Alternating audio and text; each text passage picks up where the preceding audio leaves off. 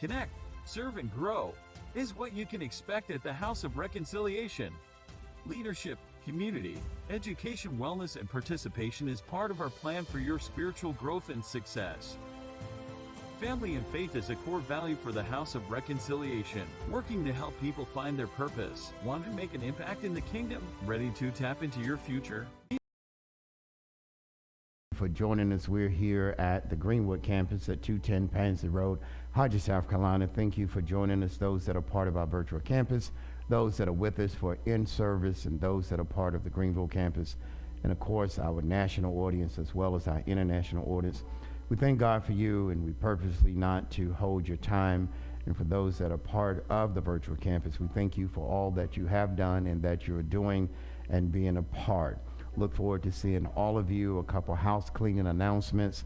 October the 16th, which is next Sunday at 10 a.m., I will be with Joy of the Lord Ministries. And if you're in the Greenville area, you can join me there for her, I don't know what anniversary it is, but it's her founders and pastoral anniversary. There will be service here next Sunday at the Greenwood campus. We have community and college day, and also you can put a / pre-Halloween. And this is for the community of Greenwood, those that are in Abbeville, those that are in Lawrence, Clinton. We are trying to work with 5 colleges. I believe it's Erskine, Piedmont Tech, Lander, also Newberry, as well as Presbyterian College. So we're trying to get some of the college students to come and be a part of College Day, Community Day, also Church Day. So that means church folk, because some church folks will stay home. Well, there's nobody sitting in there that that we could come and get a hot dog plate. It is free as long as the food lasts. So first come, first serve. That'll be October the 22nd from 11 a.m. until 2 p.m. So if you know people or still associated with people at Lander, you graduated from Lander. How you be like, I don't know nobody at Lander, Or they graduated and become an alumni and just drop the people. Okay, they hungry too. Okay, so if they bring their college badge, that will help. And so we will have activities for the youth. I think one of the most popular things now is cornhole. That's for old folks, so y'all get the cornhole things. And we're gonna have some things for the youth and also for the young adults. So we're gonna have some blow-ups for them. That'll be October the 22nd, Community College Day / pre-Halloween. We're going to do everything on that day. First come, first serve, 11 a.m. To 2 p.m. And you can hashtag. And so while Mother Coleman get 500 hits for her birthday, make sure you tag the church in there. Ivy, now he didn't went to sleep over there.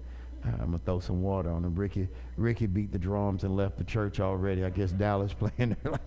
How you do that, man? How you just... Y'all kidding these people up here? He hungry, okay. And then we have on December the 3rd, we have the scholarship luncheon that will be in Greenville at the Hilton on Haywood Road. So if you put those dates in, you're a part of our virtual campus. Please, I definitely want you to be a part of the scholarship luncheon that we're going to have in honor of the founder and pastor, Dr. S.L. Campbell. We're going to give scholarships to those that are trying to go to school, those that are trying to stay in school, and those that are trying to finish school. So all of your contributions, and we'll have more information. And those of you that know about the tickets, you can go ahead and start purchasing those now. I think we only have so many seats left. And then October the 28th through the 30th, I will be in Canton, Ohio, teaching finances. And my first virtual campus member, Brother Ray, is supposed to be meeting me in Canton because he lives in Columbus, Ohio. So I look forward to that. Now, as we go into the lesson, I caution you that these classes will not be what we're accustomed to hearing, because people are struggling and dealing with inflation and not knowing how to handle it and address it spiritually or naturally. But if you want to grow, this is the class to listen to.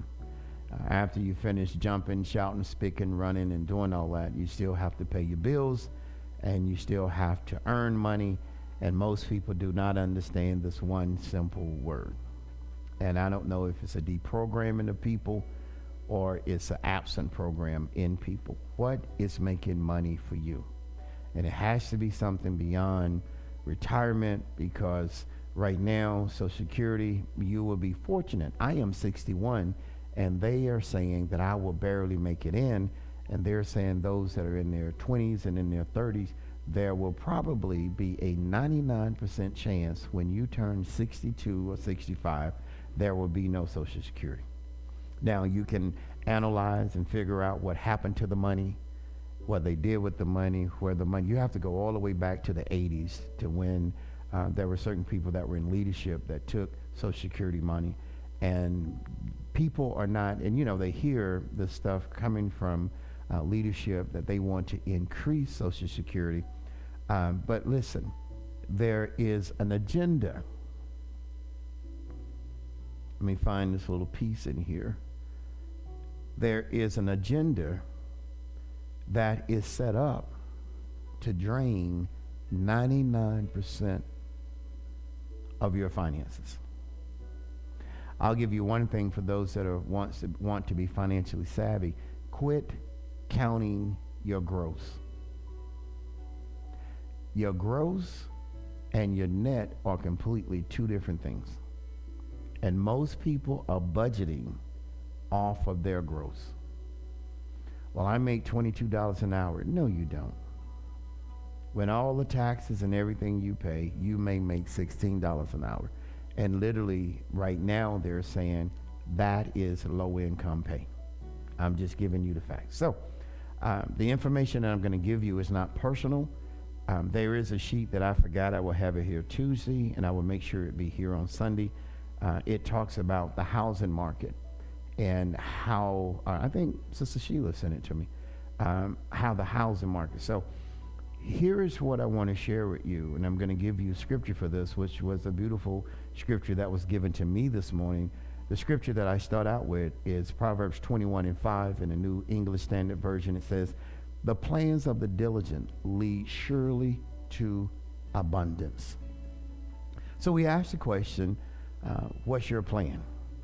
And this morning when we were in class and they were reading the scripture, there was a scripture that came up, Ecclesiastes 7:11 and 12. I don't know if you have it. If you have it, put it up on the screen, because I tried to cut and paste it. Give me the second part. What does it say? I had messed up a part. Of him who has it. Okay, we'll go with it. This is the English Standard Version, correct? Okay. All right. It says, wisdom is good with an inheritance. Now, I'm going to ask you this, and I'm going to have to answer it in two ways. Who left you something? Most people say no one left them anything. And most people say, well, I don't have anything yet because the people have not perished. Here is the thing. An inheritance is not always money. Sometimes an inheritance is a gift, it's a skill, it's a talent. So you don't have to wait for someone to pass to start working your inheritance. Because it's going to take time to develop your gift, your talent, your inheritance. See, this is why I said earlier in the first service, people spend too much time in events and not enough time in their life. If your job went away tomorrow, what do you have that you can depend on? What benefits? What dental? What medical? What would you have? The average person right now in America has only 2 weeks worth of income. Some say that the average American, at least 87 million, 86, 87 million, don't even have $400 for an emergency. Listen to what it says. Wisdom is good with an inheritance. All right, this is verse 11. Wisdom is good. And I'm going to say this for you. Look at how it's written. You need wisdom before you can embrace your inheritance. If not, you will waste your inheritance. All right? An advantage to those who see the sun. What does that mean? You don't get caught up in what everybody else is doing. See, wisdom is, and you have to understand something, and I see I'm going to have to teach you all the village concept, so I'm going to jump to the village concept, the mill village concept, okay? Did y'all hear that? You know, we tried to do it Tuesday, and we had technical issues. So did anybody check to see if we were good today? We good today? Y'all sure? All right, I don't want no trouble. And then I had technical difficulties in Greenville. And I'm going to teach you all, because this is a mill town, I'm going to teach you all the mill village concept. All right, verse 12 says, for the protection of wisdom. Well, it's hard to protect what you don't see as valuable.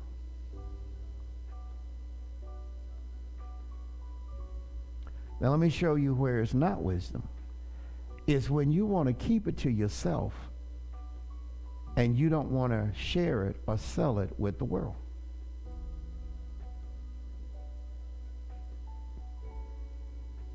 A friend of mine, his wife had baked a cake. They're doing it because this is breast cancer month. So I think next Sunday everybody's supposed to wear pink. Is it pink that everybody's supposed to wear? Okay, pink. Okay, well, I mean, Mother Coleman got on red today. I don't know if it's red or pink, so it's pink. Next Sunday is Pink Sunday. Okay. Why would you protect what you won't use?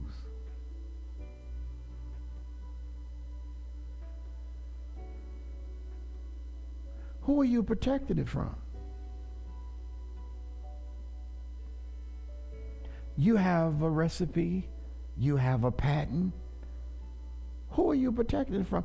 Everything you have, and here's the thing. Let me give you this right off the bat. If you won't use it and you won't share it, it's too personal.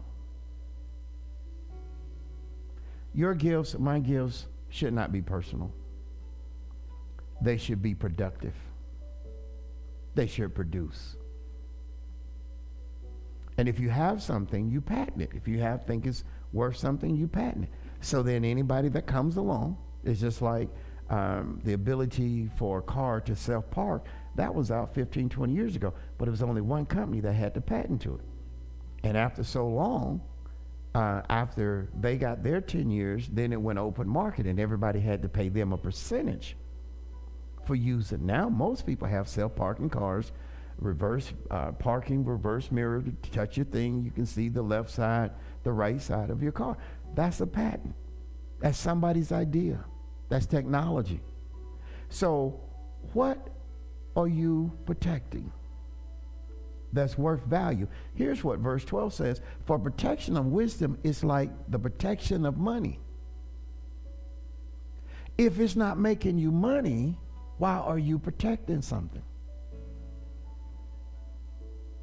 If you know how to do hair and you know how to do a certain twist and a lock, and there were some people today, of course, people with no hair like me can be in that conversation, and they were talking about how they don't want to go through the ugly stage of locking their hair, and somebody was saying, well, your hair is long and it wouldn't take that. Wasn't nothing I could say. That wasn't a conversation for me. You can't lock being bald. Somebody found a way to lock the hair. So, for protection of wisdom, it's like the protection of money. If you have a gift and a talent, I just want to know when you're going to use it. When are you going to expose it to the world? When is it? Because it's going to take a time for you to put it out there, for it to germinate. Then it's got to grow, and then it's got to go through the other stages. And if you watch nature, your seed has to compete with other seeds in order to find its space and value in society. So how much longer are you going to wait to do what you're supposed to do? You got to get it out there early so it can mature. It says, for protection of wisdom is like the protection of money, and the advantage This is where people get the edge on people. Because, see, most people are caught up in something that they're not. They are living in an illusion. They love events rather than building a lifestyle. So if you're a writer, one of the things I want you to do is write in the fourth quarter of this year, I need to start building the lifestyle that I want to live. Quit making things events. Quit making travel an event. Quit making going to the county fair an event. Because people get up for events and then they can't deal with everyday life. And so they feel like they're missing something because there's no events. And events have a tag on it. You know what it's called? You pay for it. You pay for it. You spend your money that should be making money for you, and you're paying for somebody to make you feel better about yourself.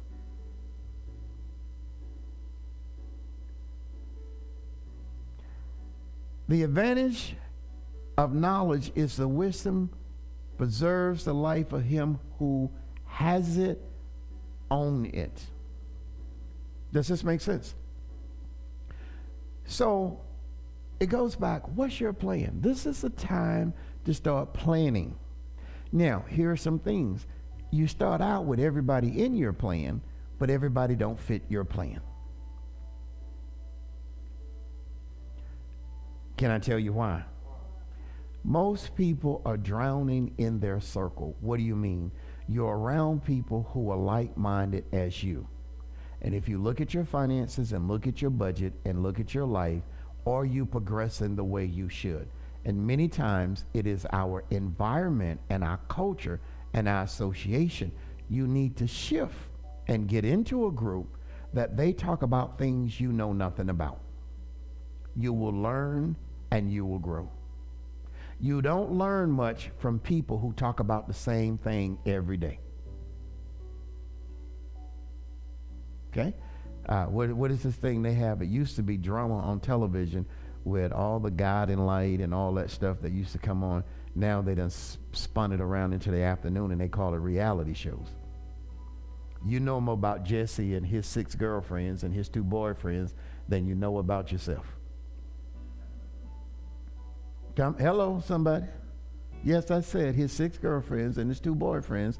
And the old girl, he messy. She don't know he dating him and he date. But you know more about a reality show than you know about your own life. And you can predict what he's gonna do and what she's gonna do and what they're gonna do when they find out about each other. But you can't predict whether the bank open or close tomorrow. No. You're giving more time to things that give you no time. So if you're a writer, you need to write this. You're giving more time to things that give you no time. Video games. Oh, I'm having a stressful day. Did that hit? I'm having a stressful day, and you go play a video game for 6 hours. You just lost 6 hours of your life. Didn't make a D on the test. I don't know why I made a D. You made a D because you didn't study. Where you put your interest is where your money will go. Now, do y'all want me to go ahead? We just got about 10 minutes together. Y'all want me to go ahead and give y'all the Mill Village concept? Okay. Because this is a mill town. I know y'all think y'all bougie, but y'all have more than 3 red lights, but y'all not bougie. This is the village town.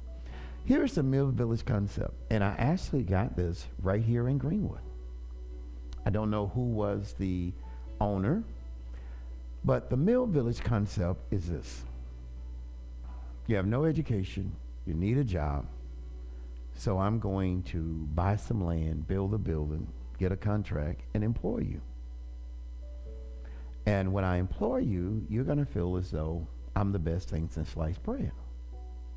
And let's say this is in the 50s and the 60s, so we're going to say top pay is $1. Okay?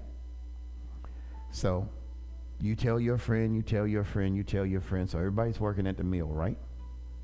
Well, they put snacks machines in the mill, so you take your dollar and you buying snacks. Hmm? You need a place to live. You live out somewhere in the woods, and so all of a sudden, the owner of the mill buys land, open a real estate company, and start building mill village houses. Well, you don't want to do the paperwork and you don't know, so either you rent or you buy a mill village house from the mill. Am I correct? You need transportation because now you have kids. So what does the owner of the mill do? He buys more land and build a car lot and offer credit from the mill. So now your house is financed through the mill, but it's a separate entity, better known as an LLC.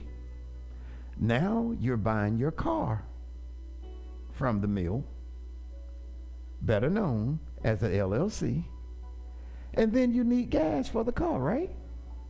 So now the mill person opens up a gas station. You like snacks, don't you? Some of y'all getting it, don't you? You like snacks, don't you?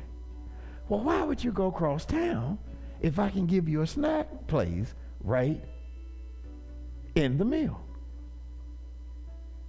Now, I'm only giving you a $2,000 life insurance policy in the mill. So you want a little more because you're making a little more money, right? So now I'm going to open up a insurance company, life insurance company, right by the mill. So now you're going to go buy life insurance right by the mill that's owned by who? The mill. So now you need groceries. So instead of you going all the way to Mount, because now, you know, when I first came down here, there were people that wanted everything on the same street. The church, the job, everything, grocery store, everything on the same street. So they can just, because they don't want to, anything over one lane is too busy for some people. Now, come on. So now the mill owner opens up a grocery store. I'm going to ask you a question. Who's getting the biggest percentage of that $1 an hour that you're making? So why don't you see that happening in your life today?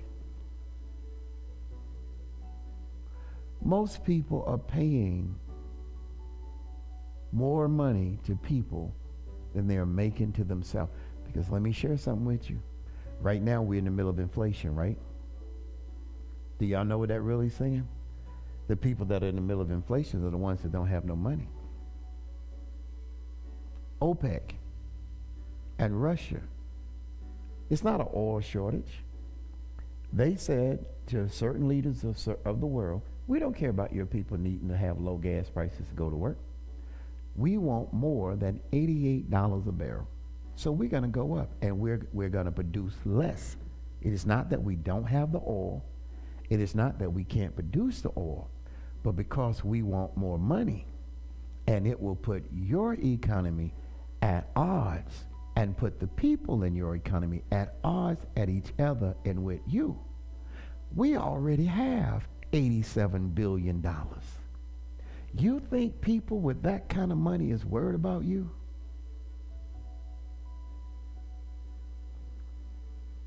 You think they worried about you 1 month behind on your light bill? You think they worried about your car payment? Their concern is to take more money out of your pocket. They're not feeling inflation. So they met and they agreed to produce 2 million less barrels of oil a day across the board, because their goal is to drive oil prices back through the roof, which means the average everyday working person is trapped in 2 things: themselves and sales, and number 3, trying to keep up with everybody else. So I'm going to ask you in the beginning of this 4th quarter, how are you positioning yourself? Because it's not about the money and the hourly wage that you make, Because right now they're saying $19 to $22 to $23 an hour is still considered low income. Because an average apartment in Greenville is $1,000. A studio apartment is ridiculous. It's like $1,000. And they did this when they took apartments from apartments and made them apartment homes. And everybody said, well, I want an apartment home. Not everybody, but a great number of people. But what they didn't realize is that they're going to give you the bills that a home has. So when you were paying for water, when you were paying your rent, it was paying for water, it was paying for trash, it was paying for pest control. They took that and put that back on the leasing. So now you're paying for that. And you're paying more in rent, and it's not giving you more value. And if you have a home, you should be taking care of your home.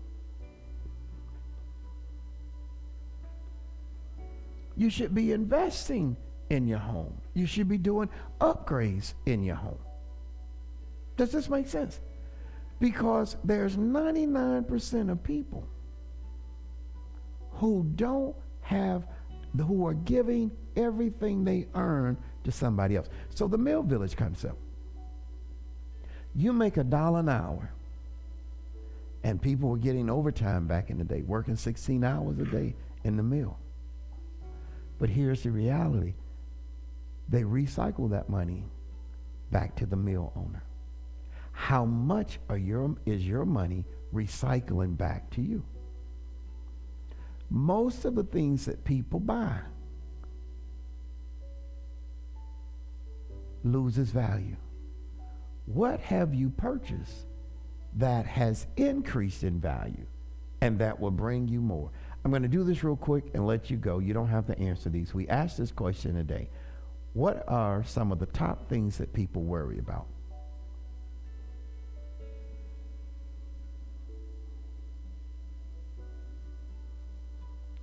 Health? That's because you're 76. You're trying to see Jesus. Money. One of the top things. No, seriously. I saw. Listen, we had this conversation, Deacon and I, in the back.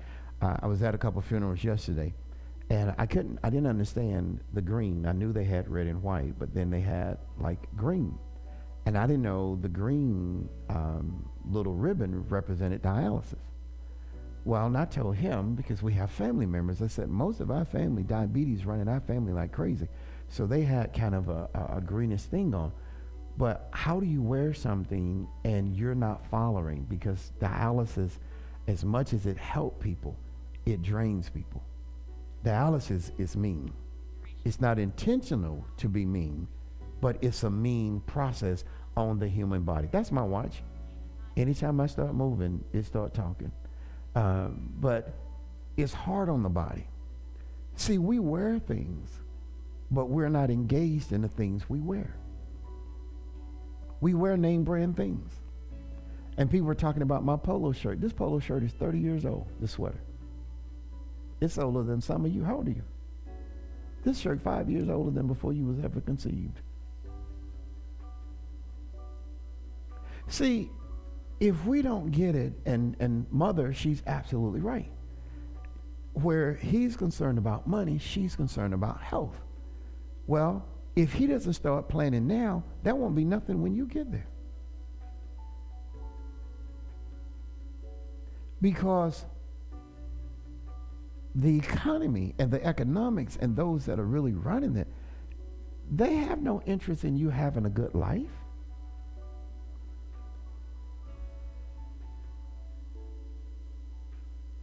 Their interest is to have more of your money. And if you don't understand what to do with money, then money will never work for you. So the Mill Village concept, if there's 10 things and they listen and you're spending your money on it, they'll go buy it. If it's a convenience store right down the street and 60% of the people that work in the factory or wherever go to that, they're going to buy it. So there's more of your income. And see, somebody asked me today, they was like, well, I don't know. So I'm going to give you one simple sentence that will help you. And this doesn't happen overnight. Find a need and build a service. You're looking. Can I give you all a couple examples real quick? Transportation. There are a lot of people that don't even have transportation. Can't get in, can't get out. There's so many services now across the nation that people are doing. Find a need and create a service. Now, let me kill this right off the top. Quit worrying about somebody else doing it. If people would serve people, their finances would grow. There's more in serving the community and the town and the city. Now watch this, than building something just for one race. I hope y'all can read between the lines. When you build something, you don't build it for this, well, I'm going to do this. No, there's only one group, and I'm not going to call their name, but they're a $4 billion industry a year in the hair world.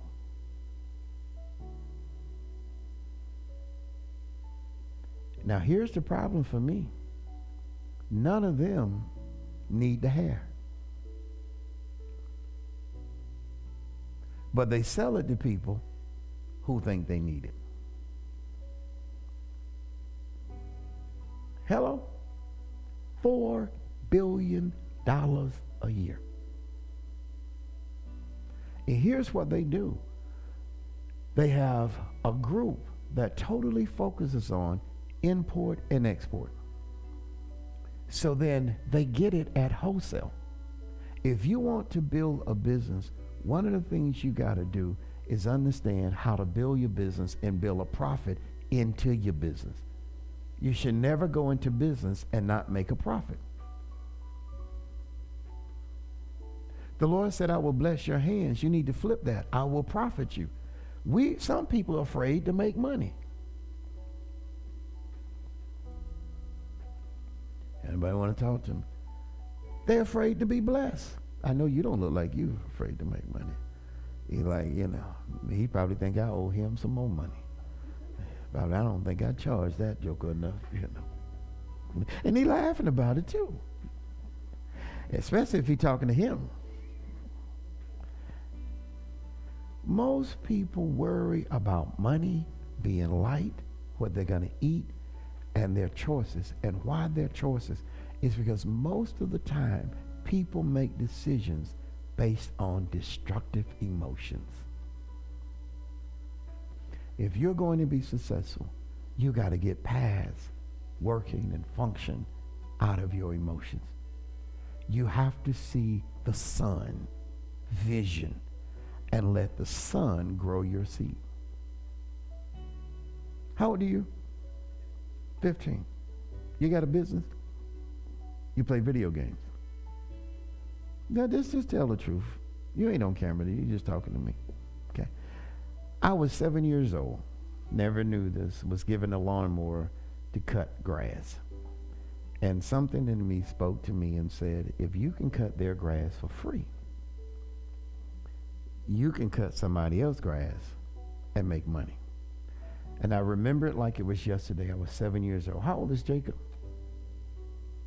Now, so I was 2 years younger than Jacob. I pushed the lawnmower out the gate and started knocking on people's doors about cutting grass.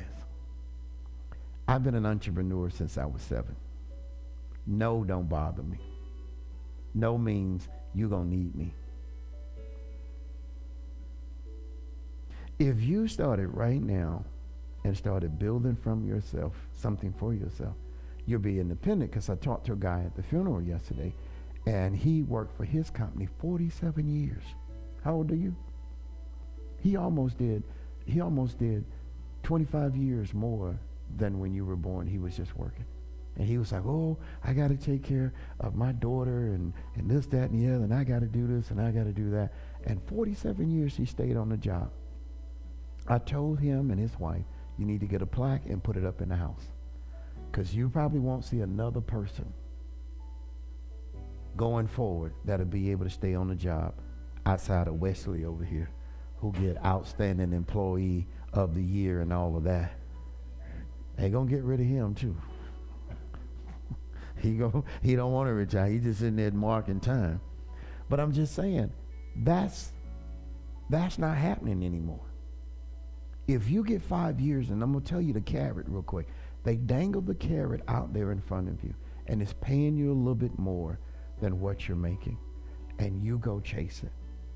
And you're just like a greyhound running around chasing a rabbit, and it's not a rabbit. It just has the smell of a rabbit, and they make money off of you, because it's always good to work for people, but it's also good to build your own dreams.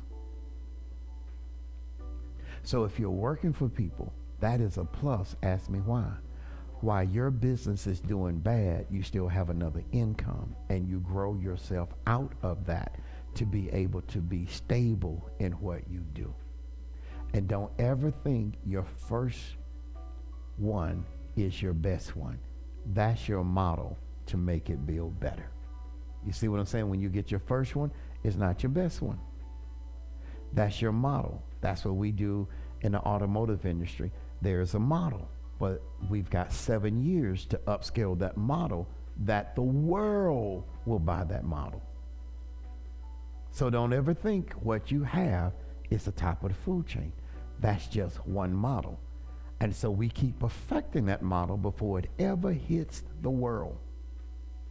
And when it hits the world in research and development in 7 years, we can pretty much guarantee that this vehicle will be sold 89 to 95%, and that's what they start production on. So whatever model you have, that's just the breaking of the seed. It's the germination. You have to scale it up. If you all watch Shark Tank, they talking about how can we scale this up? What else can you add? Does that make sense? And so if you're out there, see, I did mine while I was under somebody's roof. And then I worked, and then you get tired of being fired and hired and downside and laid off and demoted and all of that. So I started my business while I was working for their business. And eventually my business grew. In fact, one of my friends, and don't ever, ever, ever step away from market. Why? One of my friends that worked with me, that I met through what I was doing as an analyst, he was in scratch and dent at this major manufacturer. And he said, Reggie, I'm going to be out of here when I time out. And so what he did now is he competes with getting dents out of vehicles. He's in the top 3 in the world. He has the plaques. So guess what that means when you go and you want a dent out of your car? You're going to pay top dollar. See, if your product can't compete, then you can't demand a higher cost. But if your product can compete in the top 10, in the top 50, then people have to have and pay for what they want. Does that make sense? Look, can I put it in lay terms? He makes about $150 every 5 minutes. Now you can do the math. Every job he takes, he schedules $3. He schedules 3 hours. So if he makes $150 every 10 minutes, you do the math on that, and you can figure out what he's doing. But when a person goes to this company, it's up there in the top 3 in the world. Don't be afraid of competition. Let competition measure your product and get the price that you want, so you won't be in the mill village concept. Did I help you this morning? God bless you. I'll see you all soon.